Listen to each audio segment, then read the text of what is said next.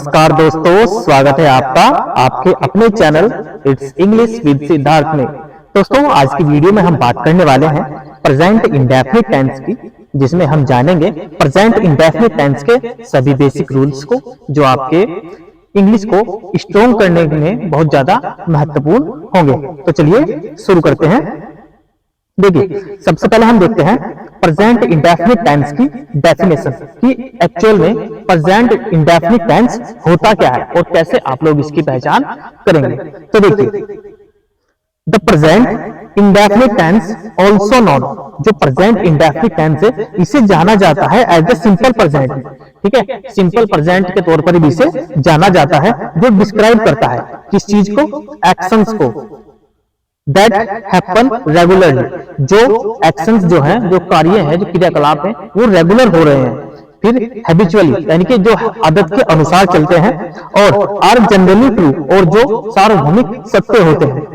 It uses the base form of the verb except for third person singular subject which add s और es। देखिए, यदि साधारण भाषा में मैं आपको बताऊं तो ये देखिए, जिन वाक्यों के अंत में ता है, ती है, ते हैं आदि शब्द आते हैं, ऐसे वाक्यों को प्रेजेंट इंडेफिनिट टेंस बोलते हैं। जैसे तुम क्रिकेट खेलते हो, अब देखिए इसके लास्ट में क्या आ रहा है, ये देखो ते हो, ये अंत में आ रहा है। तो जितने भी प्रेजेंट इंडेफिनिट टेंस के वाक्य होंगे उन सब में ऐसे ही ताहे, तीहे, तेहे आदि अंत में आएगा। ये है हिंदी में पहचान। यदि आपको हिंदी में पहचान करनी है तो आप इस तरह से देखेंगे, और यदि आपको इंग्लिश में पहचान करनी है तो आप क्या देखेंगे, रेगुलरली एक्शंस होने चाहिए, ठीक है, आपकी आदत होनी चाहिए, या फिर वह जनरली क्या होना चाहिए, सत्य होना चाहिए। तब आप जान पाएंगे कि ये क्या है, प्रेजेंट इंडेफिनिट टेंस होते हैं। और एक यहाँ पर जो मोस्ट इंपोर्टेंट चीज है, जो आपको पता होनी चाहिए, जिसका आपको ध्यान देना है, वो देखिए क्या है, for third person singular subject which add S और ईएस। इसका मतलब क्या है, तीन तरह के पर्सन होते हैं इंग्लिश में, फर्स्ट पर्सन, सेकंड पर्सन और थर्ड पर्सन। फर्स्ट पर्सन कौन होता है, जो व्यक्ति बात करता है, यानी कि जो बोल रहा होता है उसको बोलते हैं फर्स्ट पर्सन, यानी कि आई और वी, ये फर्स्ट पर्सन में आएंगे। सेकंड पर्सन, जो आदमी सामने बैठा हुआ होता है, जो हमारी बातों को सुन रहा होता है, उसको बोलते हैं सेकंड पर्सन, जैसे यू, तुम, ठीक है, ये सेकंड पर्सन में आएगा।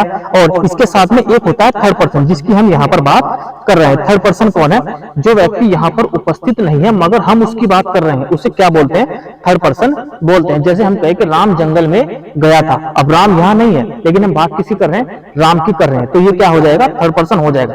और ऐसे सेंटेंस को हम जब भी बनाएंगे तो उसके साथ में हमें क्या करना होगा, एस या ईएस ऐड करना होगा। तो ये कहा गया है कि जनरली जब आप थर्ड पर्सन की बात करते हैं तो you will have to add S और ES.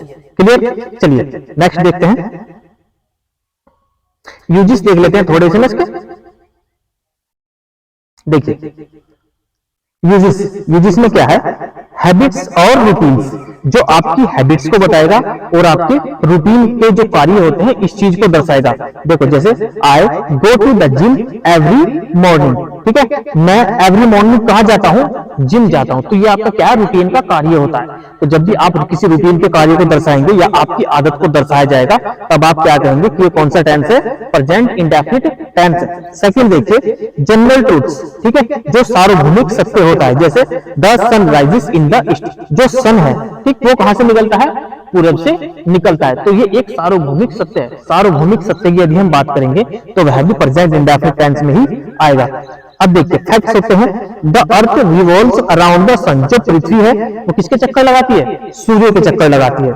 Describes action happening now, ठीक, और कुछ कार्य ऐसे होते हैं जो अभी भी हुए होते हैं, तो उसको क्या बोलते हैं, जैसे सी सीज ब्यूटीफुली, वह बहुत अच्छा गाना गाती है, ठीक है, अच्छे तरीके से गाना गाती है। तो आप इसे क्या कहेंगे, ये सभी के सभी टोटल जितने भी हैं ये सारे क्या हैं, ये सभी के सभी आपके प्रेजेंट इंडेफिनिट टेंस के एग्जाम्पल हैं। चलिए नेक्स्ट देखते हैं। अब देख लेते हैं इसके कि इसे बनाते किस प्रकार है। सबसे पहले टेंस हमारा बनाया जाएगा अफर्मेटिव, ठीक है। अफर्मेटिव में क्या है, आपको स्ट्रक्चर याद करना है।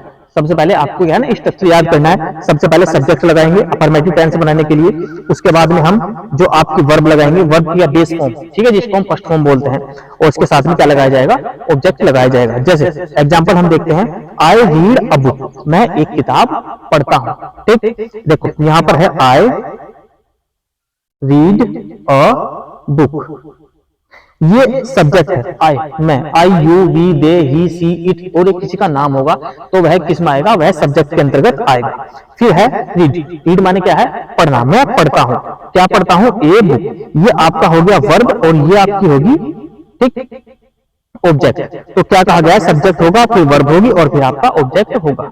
Then he writes a letter, अभी हमने आपको क्या बताया थोड़ी देर पहले कि जब भी हम किसी तीसरे पर्सन की बात करेंगे तो वहां पर हमें वर्ब की फर्स्ट फॉर्म में एस या ईएस लगाना ही पड़ेगा। देखो ही राइट्स अ लेटर, जैसे राइट होता है लेकिन हमने क्या किया, इसमें एस का इस्तेमाल किया, क्यों, क्योंकि ही क्या है, एक थर्ड पर्सन है, ही राइट्स अ लेटर हमने इसे इसीलिए लिखा है। अब चलिए नेगेटिव देख लेते हैं। नेगेटिव सेंटेंस, नेगेटिव का मतलब होता है नकारात्मक,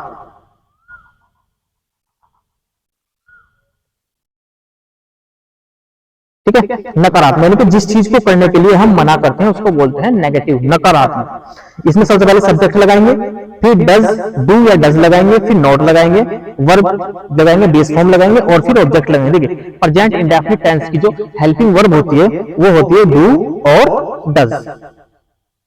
आई, यू, वी, दे के साथ डू लगाएंगे, ही, सी, इट किसी के नाम के साथ डज लगाएंगे। तो देखिए एग्जांपल देख लेते हैं। I do not read a book, मैं एक किताब नहीं पढ़ता हूं।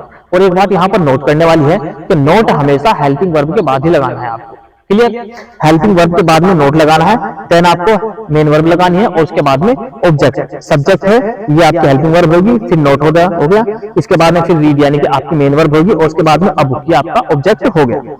He does not write a letter, अब देखो he, she, it किसी के नाम के साथ डज लगाया जाता है, मैंने अभी आपको बताया, तो he के साथ डज लगाया है, फिर नोट लगाया है, फिर राइट अ लेटर, वह एक पत्र नहीं लिखता है। अब देखिए इंट्रोगेटिव, इंट्रोगेटिव में क्या करेंगे, सबसे पहले आपको हेल्पिंग वर्ब लगानी है, फिर आपको सब्जेक्ट लगाना है, फिर वर्ब लगानी है और फिर आपको ऑब्जेक्ट यूज करना है। देखिए एग्जांपल देख लेते हैं। Do I read a book, ठीक है, क्या मैं एक किताब पढ़ता हूं, ठीक है, क्या मैं किताब पढ़ता हूं, आप ऐसे बोल सकते हैं क्या मैं किताब पढ़ता हूं, क्योंकि हमने क्या लगा दिया, हेल्पिंग वर्ब स्टार्टिंग में लगा दी, तो ये क्या हो जाएगा, क्या, क्लियर, क्या शब्द से हम इस वाक्य को शुरू करेंगे, क्या मैं किताब पढ़ता हूं। अब सेकंड देखिए, does he write a letter, क्या वह किताब पढ़ता है, ठीक है दोस्तों। तो जब भी कभी आपको प्रेजेंट इंडेफिनिट का टेंस बनाना हो तो डू और डज का आपको थोड़ा सा ध्यान रखना है, ठीक है, डू और डज हेल्पिंग वर्ब होती है प्रेजेंट इंडेफिनिट टेंस की। तो दोस्तों ये हमारी आज की जो ना इसमें पहली वीडियो थी, अब धीरे धीरे आगे हम क्या करेंगे, आपको 10 जो पूरा कोर्स है मैं आपको बता ही देता हूं। देखिए हम आपको कराने वाले हैं 10th और 12th, इनका तो आपको पूरा कंप्लीट कोर्स कराया जाएगा। कोर्स का क्या तात्पर्य है, आपको यानी कि टोटल ग्रामर आपको कराई जाएगी और टोटल आपको बुक्स वगैरह जो है उसके जितने भी चैप्टर हैं वह आपको कराए जाएंगे, जो आपको होंगे बिल्कुल निःशुल्क। तो उसके लिए आपको क्या करना है, केवल कर लेना है चैनल को सब्सक्राइब, ताकि जब भी हमारी वीडियो आए उसका नोटिफिकेशन आपको मिल जाए। तो इसी के साथ अपनी वीडियो को हम विराम देते हैं, धन्यवाद।